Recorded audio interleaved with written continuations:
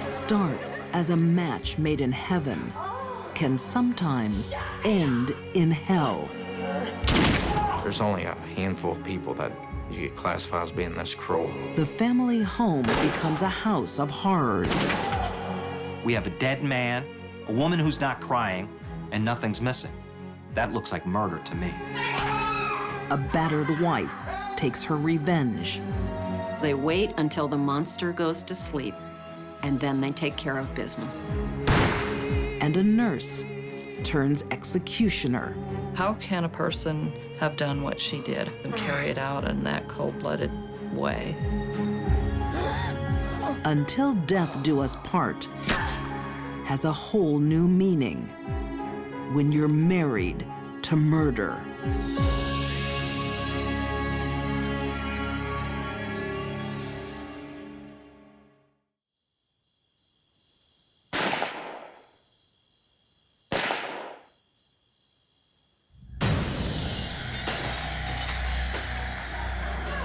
In the dead of night, a terrified wife makes a desperate plea for help. Someone is breaking into my house and he's fighting with my husband. You can't go up there. It's my kids. This one fatal night, a thief becomes a killer. Blood all over the place. A family is destroyed. An intruder had broken in the house and shot her husband. And a woman's deadly secret is exposed.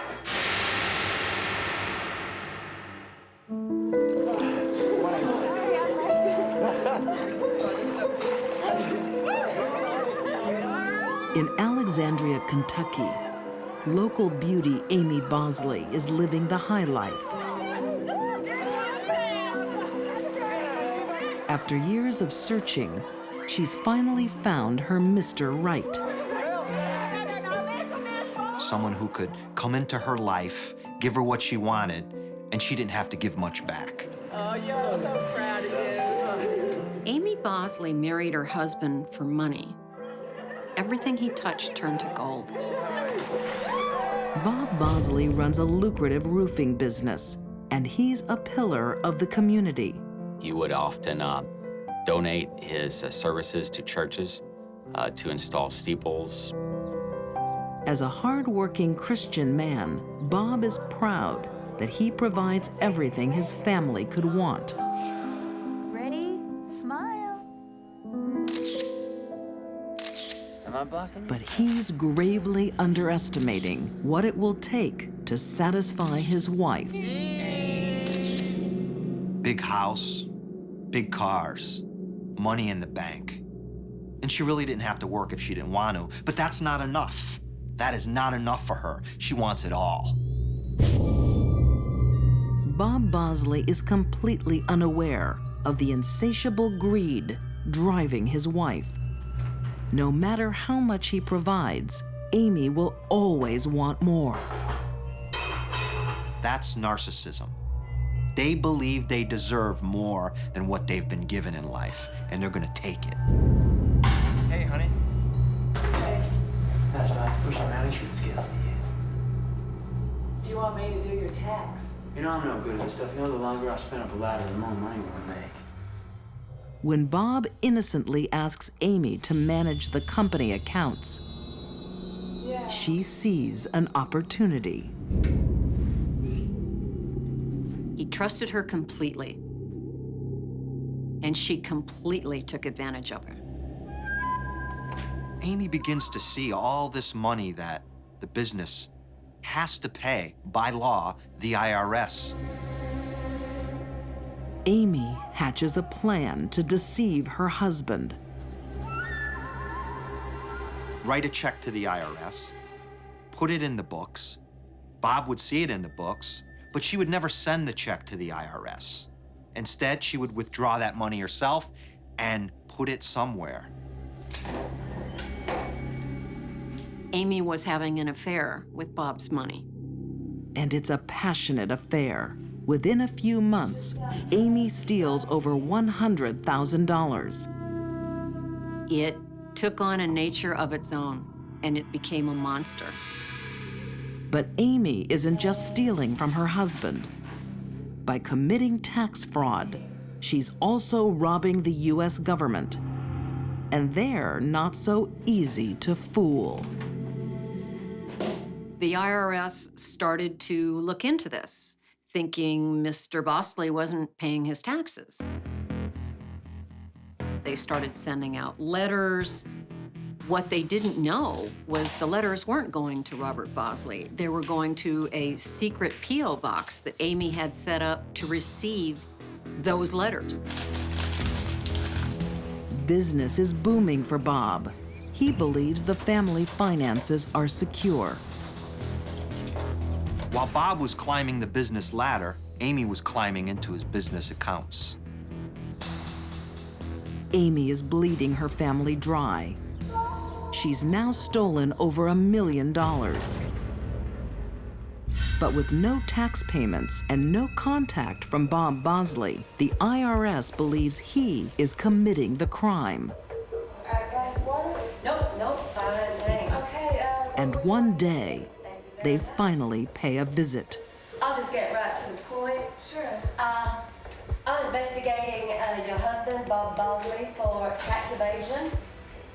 I can't believe this. If it's not cleared up, he could face a jail term.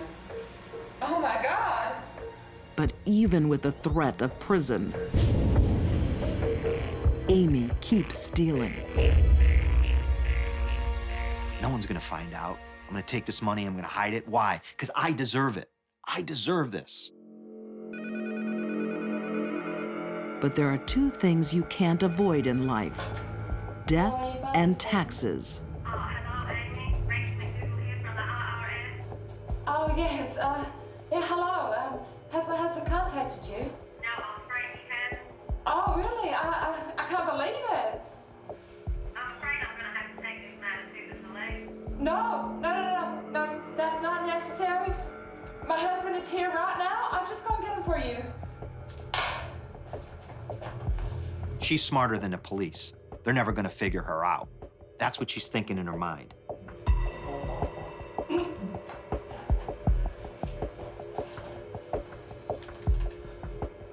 Hello, Bob Bosley speaking. How may I help you?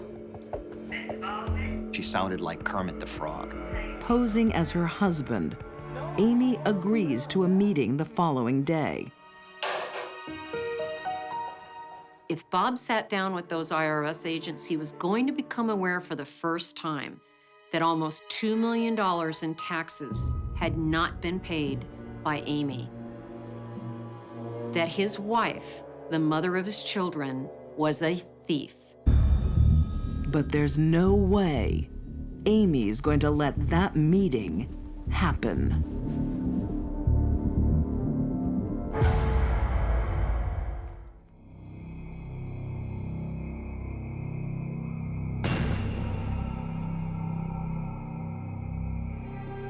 Amy Bosley is a thief and a liar.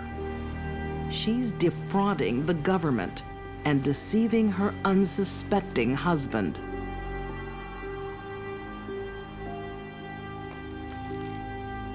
Now, she's about to become a murderer. This was a man she once loved.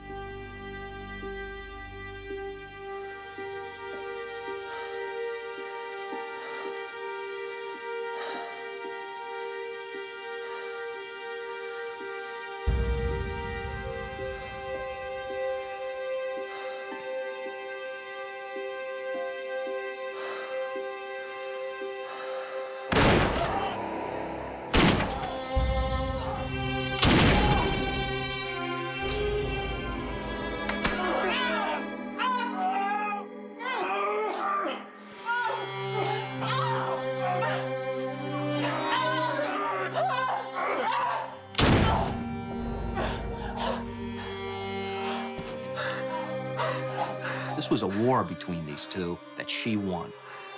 Amy completes the job by firing 6 shots into the man she married.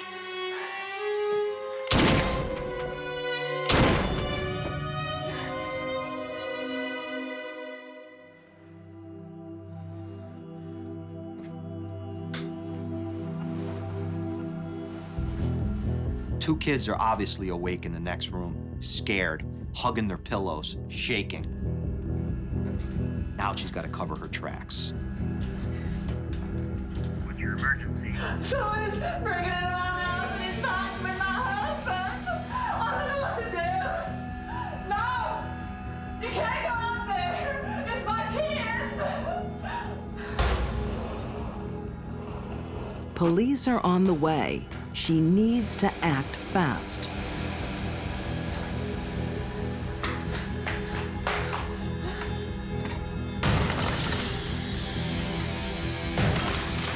She goes downstairs, she breaks the window from the outside.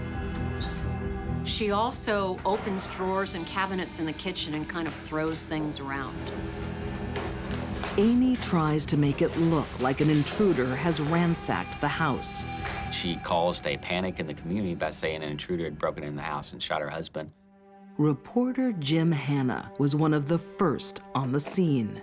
Like the detectives, he wasn't convinced by Amy Bosley's performance. I saw him standing by the bed. I tried to stop him. I tried to grab the gun and look, I can see the hands where he scratched me.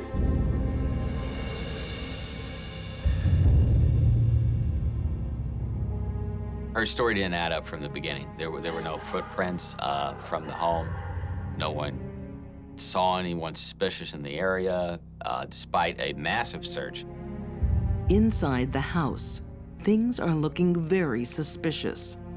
It looked like a made-for-TV crime scene. The cabinets under the sink are open. There's nothing under a sink that is of any value to a thief.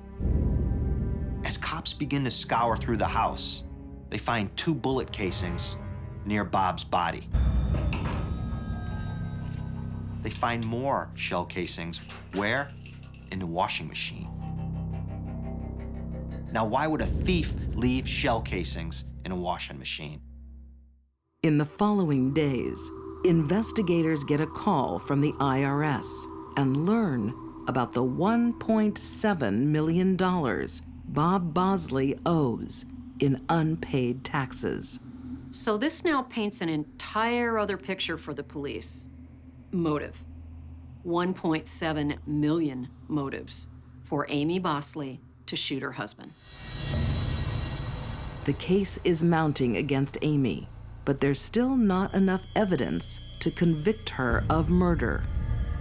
I think the most shocking element of the crime was that this woman shot her husband with the children sleeping in the room next door. Now, I'm going to have to ask you a few questions, okay? Amy thinks she planned the perfect crime. So tell me everything that happened. She had spiked the kids' drink so they would sleep through this, but I don't know anyone who could sleep through a 9mm gun being fired multiple times.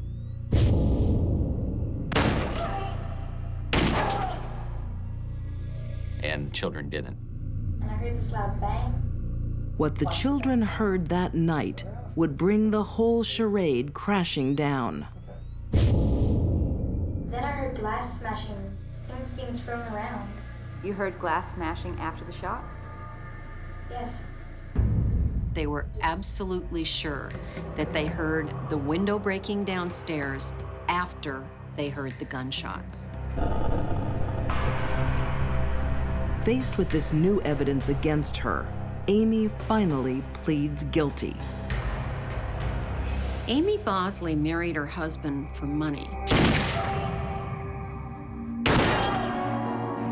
And she killed him for the same reason. Amy is sentenced to 20 years, but she takes a secret with her. She refuses to reveal where the money is. If we just look ahead, maybe, you can see her in the middle of the night some night with a flashlight and a shovel all by herself, looking around, digging in that hole, coming up with that shoebox full of money, and just laughing all the way to the bank. Amy Bosley will be eligible for parole in 2020. Until then, her secret treasure lies waiting.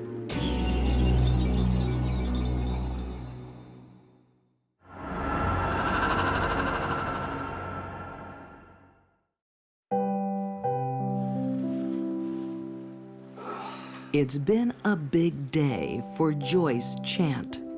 She's turning in for the night. After years of nightmares, at last, a quiet night in with her husband. Sometimes the abuser ends up on the wrong side of a gun.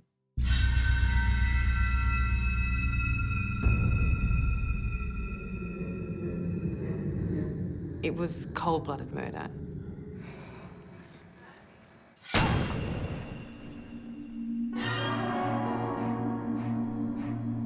In the outer suburbs of Sydney, Australia, it's a regular night for the Chant family. But for sons Jamie, Craig, and young Scott, family life holds a dark secret.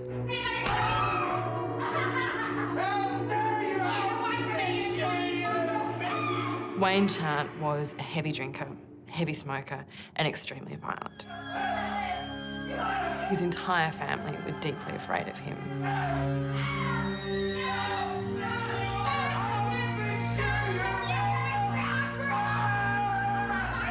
He would hit his wife badly. He would backhand her, he would throw her to the ground, he would hurt her.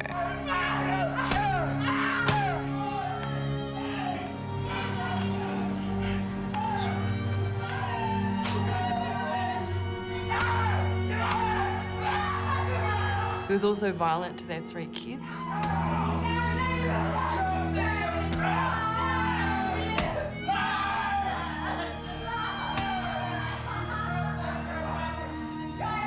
It was a messy, dysfunctional, deeply, deeply unhappy household.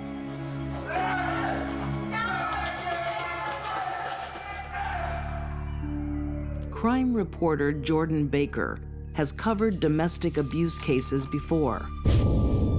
But the Joyce Chant story is the most shocking she's ever seen. How she managed to endure so many years of such brutality from her husband is quite remarkable. The fear that abuse victims suffer is when the beating's going on. Oftentimes they actually don't know if they're going to survive a beating, and the violence does escalate. One night, Joyce Chant finally reaches her breaking point. Your son's locked up in there because of you, and all you can think about is bashing his mother. Do you want to have your face smashed in again, do you? After all the beatings, after all the abuse, she became a hard, determined woman. Bash me all you like, but you'll never shut me up. Well, say about that! You're gonna kill me, and you're gonna go get your gun, are you? You're gonna destroy. Wayne pulls out a gun. Are you gonna shoot me, are you? What are you gonna do? Tonight, the battered wife turns the tables.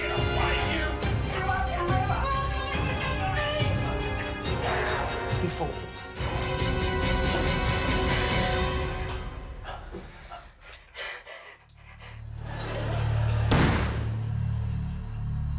What was that? I don't know, Rose. Don't worry, just watch the video. Who took it out? Scott, mate, no, okay? We'll check it out in a minute. Just keep watching. Her children have been sitting there. They've heard the gunshot. They've got a pretty good idea of what's happened to their father. But they're terrified of their mother now too, so they don't say anything.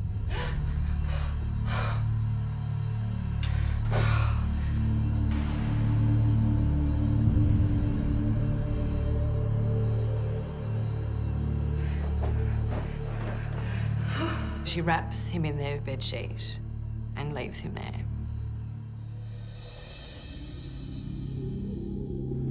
As the nights pass, Joyce sleeps in the same room as her dead husband's body. To the children, the house is strangely quiet, and there is a foul smell. The body is starting to smell, it's starting to decompose. Joyce tells family and friends Wayne left her for another woman. But one person doesn't buy it. Wayne's mother, Dorothy. What do you want? What have you done with my son? I told you, he never come back from Bathurst. Probably shacked up with some tart. There's no way he would get up and go without contacting me. Well, he's proved you wrong, hasn't he? I want to see the boss. Dorothy Chant is a wily old woman. Her daughter-in-law is hiding something, and it's closer than she could imagine. For almost 2 weeks, the body sits in the bedroom. But Joyce is in no hurry to bury her husband. She's not done with him yet. Joyce Chant is sleeping with a dead man. It's her husband, Wayne. Brutal men married to women that they beat frequently end up shot in the head. Her young children are too scared to ask where their father is. Wayne's body stayed in the home up to 14 days. Joyce spends her nights planning what she's going to do with her husband's corpse. She comes up with a brutal, calculated plan.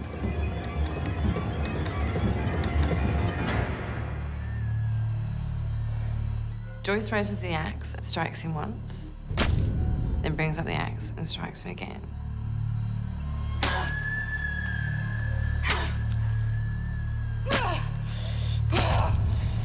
And quickly is overcome with so many years of anger and hatred and frustration.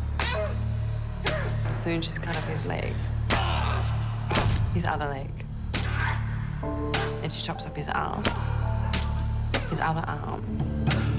She chops off both his hands.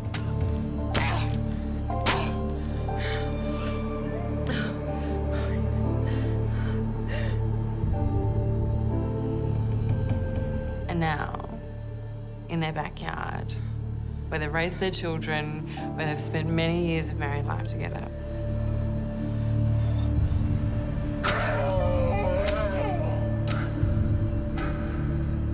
she hacks his head off.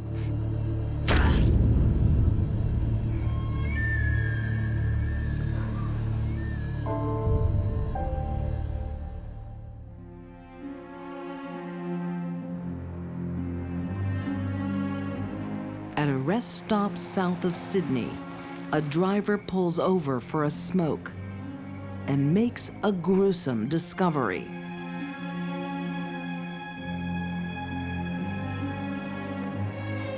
A human torso. And it's only the beginning. They found a leg in some mangroves in Sydney. A few weeks after that, they found an arm, but was barely recognisable as a human arm because obviously it had been cut off from the shoulder, but also the hands had been cut off. To investigators, it's a horrific murder that may never be solved.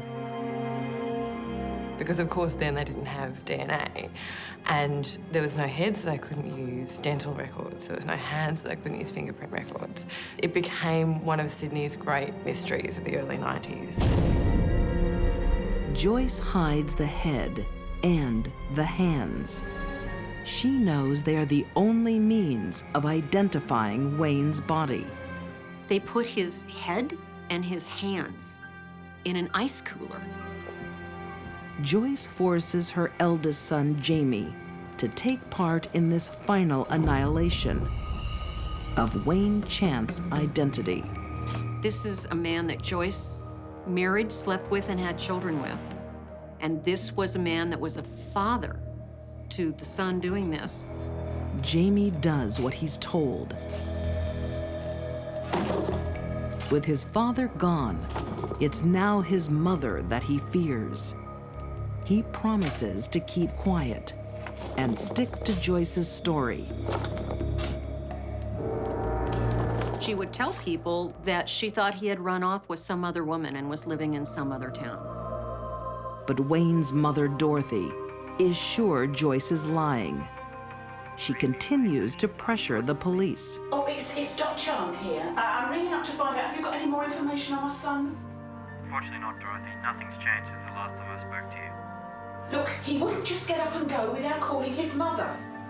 Until we find some more information, there's nothing we can do. But you need to get this out of his wife. She's the one that knows the truth. Yes, but according to our information, he's run off with another woman. She's lying. She's done something to him. Dorothy, if anything changes, I promise you I'll be the first to call. Don't you dare hang up. Something No one's listening to Dorothy for now. It seems like the perfect crime. No one was asking any questions anymore. But after 10 years, Jamie Chant finally breaks his silence. You don't want to hear this. He confesses to his girlfriend. Dad didn't go missing. Mom killed him. One day, police got a piece of information that changed everything. A young woman presented to a police station. She identified herself as an ex-girlfriend of Jamie Chant.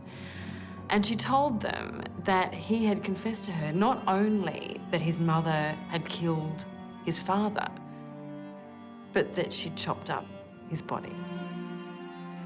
Why didn't you go to the police? She would have killed me too.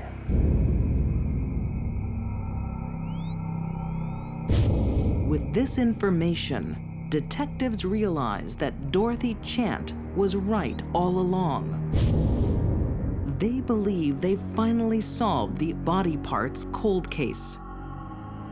But they need scientific proof. Dorothy was a fiery old woman. She kept hounding the police.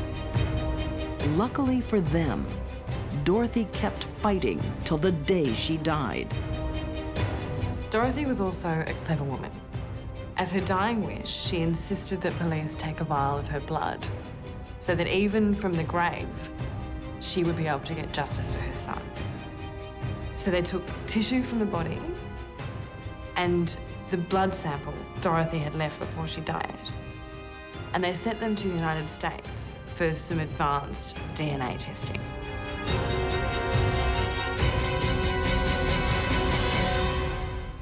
It's a perfect match. 15 years after her crime, police charged Joyce Chant with her husband's murder. She pleads guilty to manslaughter, claiming self-defense. Joyce may have believed what she was doing was the right thing for a mother to do to save herself and her 3 sons from this tyrant. But really, it was a cold-blooded murder and something that destroyed not only her life, but the lives of her entire family. Prosecutors accept the plea of manslaughter. Joyce Chant is sentenced to only 5.5 years in prison. Some women will do anything to find a husband. Others will do anything to lose one. I can't imagine someone doing that to someone that they supposedly loved. But what looks like burning passion is actually ice cold and calculated. It was a cruel and unusual way to die.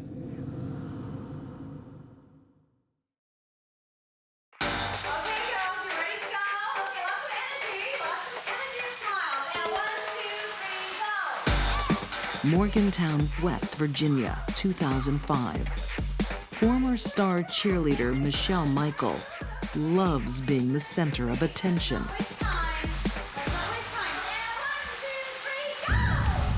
Michelle Michael is a very narcissistic person. For the narcissist, life is all about them and how do they look to the outside world.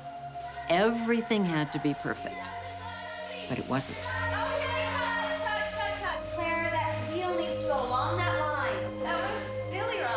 28-year-old Michelle is married, but she's looking for a new man. She wants a richer one. Michelle Michaels' standard of morals was very lax. She slept with a lot of people during her life. At the hospital where she works as a nurse, Michelle has her sights fixed on a handsome young doctor. Give me a J. Give me an I. Give me an M. Give me an M. Give me a Y. Jimmy Michael. Jimmy!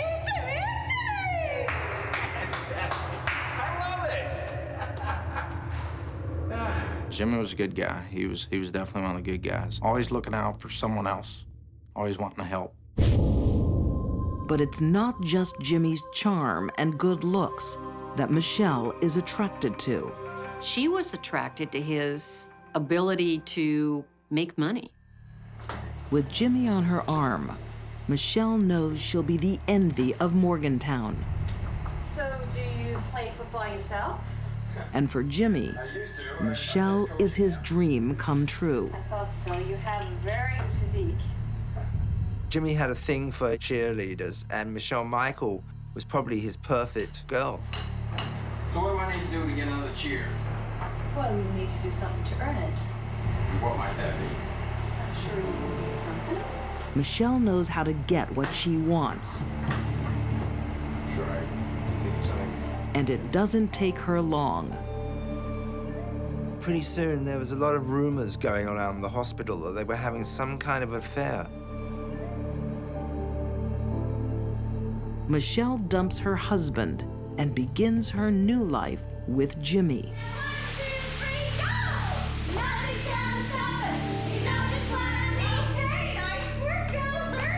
Michelle and Jimmy get married. He's doing well financially. They buy the dream house.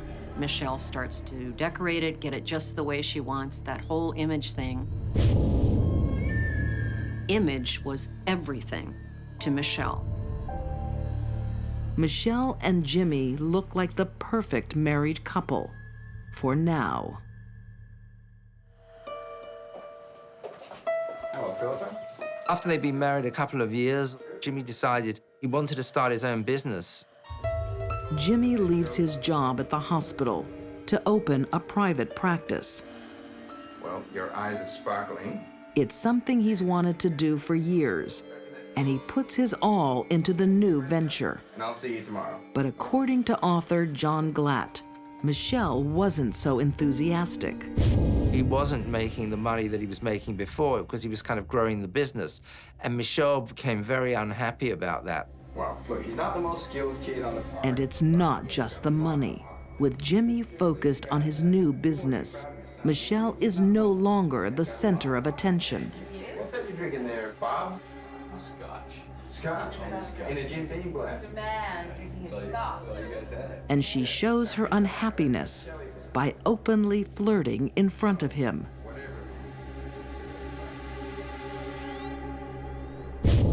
He had talked to me about trying to get Shelley to go to church with him and rededicate herself to the marriage. I don't think things were working out that way.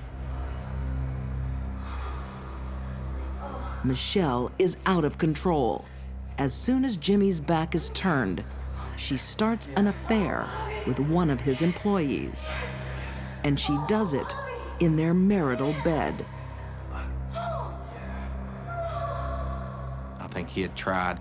Close friend Reggie Hours says Jimmy had no idea why his marriage was failing.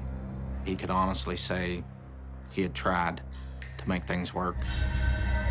One day, he learns the truth. Jimmy was tipped off to Michelle's affair by someone sending an anonymous note. They put it in her mailbox saying, "Keep your whore off my husband." Oh, get out. I'm getting changed. You've been shopping again. Yes. We can't afford this crap. Oh, you've got your own business, and I can't afford to buy new underwear. Who are you buying this stuff for anyway? Get out. It's not for me. We haven't had sex in months. Are you cheating on me? No. Are you cheating on me? Get out. This marriage is over. But there's no way Michelle is going to let Jimmy leave her. she knows the community would side with him, and her image would be left in tatters. She wanted out, but she wanted sympathy on the way. She didn't want the wrath or the disdain of the community for leaving such a nice guy. Michelle sees a different way to end the marriage. One that lets her walk away with all the sympathy she desires. Michelle Michael is a nurse who cares about herself. She's got to be the coldest, cruelest person I've ever met in my life. It takes a murderer to kill a man. It takes a monster to make him suffer. In her role as a nurse, Michelle had access to and knowledge of a variety of drugs that could be used to save lives. Michelle steals a drug called rocuronium. She knows exactly what one prick of this needle will do. Once you give that drug, you paralyze every muscle in your body. And your diaphragm's a muscle that controls your breathing. So the diaphragm stops working, you stop breathing.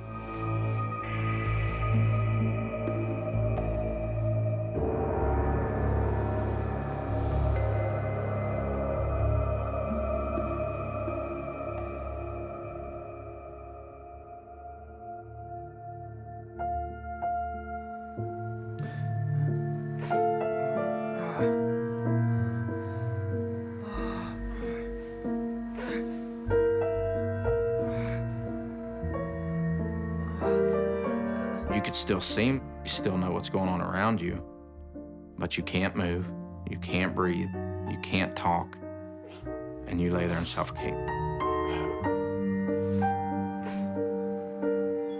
Bye-bye, sweetheart. Pleasant dreams. It really is like being buried alive, struggling to breathe, knowing that you need assistance and aren't going to get it, but you are awake and aware of what's happening. Michelle knows it will take more than 10 minutes for Jimmy to die. And you can imagine how slow those minutes were.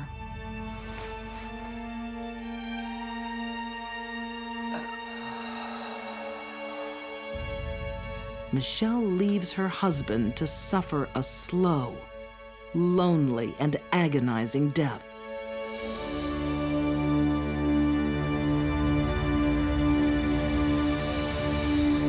She shut the door and went off to work to create an alibi. When Shelley got to work, she seemed to be making a big point out of letting people know that she was there.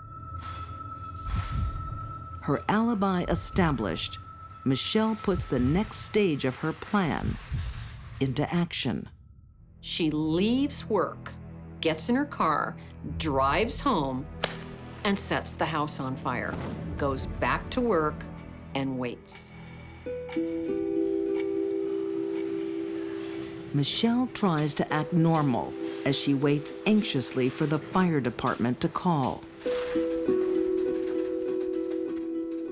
About 10:30, there's a call that her house is on fire, and she makes a big scene and she screams, my husband, and she drives off to the house, which is already burning. Michelle arrives home to a dramatic scene, ready to play her part. I live here. Where's my husband? But she doesn't quite pull it off. Witnesses are confused by her behavior. Her reactions and just her general demeanor were unusual and odd to them and did not portray a sense of loss and distress that you would normally expect. And inside, fire investigators are also confused. Something's not right. The body was in a strange position. It was like a little baby, like it had gone to sleep. It wasn't like he'd fought his way out or tried to fight his way out of a fire, which made people suspicious. How can he not get out of a bedroom? How can he not move 10 feet to get out of a fire? Jimmy's body is burned beyond recognition. Amazingly, an autopsy can still be carried out. A few days later, the horrifying truth is revealed. Jim Michael was dead before the fire started because there was no soot in his lungs. There was nothing in his airways that would have shown that he was breathing in smoke. Forensic examiners don't find smoke, but they do find a smoking gun. Rock uranium. Jimmy's dad had called me up. He had gotten a copy of the autopsy report. He said, what is rock uranium? My heart sank. How do you tell a parent, someone that loved their kid as much as they did, that their son was paralyzed and laid there and suffocated? Michelle Michael is now the prime suspect. Police know she has access to rock uranium. And they have security camera footage of her leaving the hospital to set the fire. I never left the hospital grounds. Well, that's not what your neighbor says. Michelle denies everything. We have an eyewitness who saw you leave the house and drive away. You're gonna tell me she's lying like the security cameras? She must be. I never left the hospital grounds. But there's enough evidence to make an arrest. And after a long trial, Michelle Michael is convicted of first-degree murder. Many people have asked about this case. How can a person have done what she did? How could anyone plan to kill their spouse and carry it out in that cold-blooded way? Something's missing in her. You know, she's not like a normal person. It's just evil. There's no other way to put it. It's just pure evil. Michelle Michael is sentenced to life.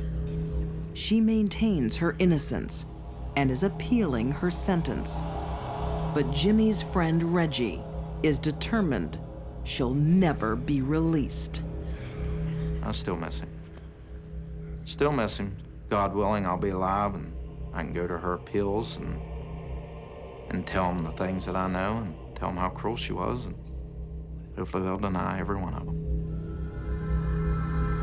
For Michelle Michael, narcissist extraordinaire, life was all about her. She's got a lot of time to think about that now. These deadly women turned their marital beds into deathbeds. They promised to love, honor, and obey. But they murdered instead. Amy Bosley's greed drove her to the ultimate betrayal. Joyce Chant killed a monster and became a monster herself. And Michelle Michael preferred a clinical killing to a messy divorce. Their husbands thought they were married for life. They soon found out they were married to murder.